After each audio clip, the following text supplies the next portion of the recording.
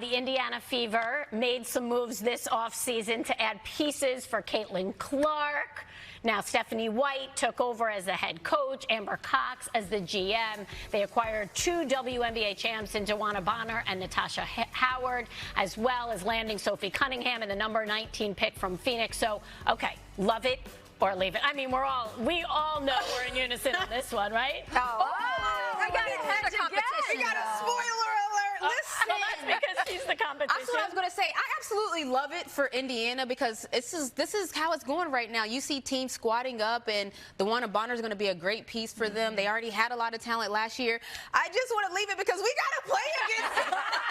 We got to play them. So I'm not like celebrating too much, but I just know it's great to see in the league just the energy, the free agency announcements that are breaking news at the bottom of the tickers of all the news stations. So I love the elevation of just where our game is and how big news now is our free agency. So I love that part. And it just shows how a young, star can help build the league and also build the Fever. And I love that they've supported her and bringing in more pieces to surround her. And that they're consciously saying the Indiana Fever are not only Caitlin Clark. Exactly. And I think that's a big piece These are of big that. name veterans that are going to be supporting Caitlin. Like, these are players that have been to WNBA finals that can lend a certain degree of knowledge and experience supporting her through, I'm sure, what's been a whirlwind journey, in her first year at W. So that's amazing. And just also what this says, even going back to BG about these organizations, these players have options. And when they choose different teams and are acquired by different teams and the resources and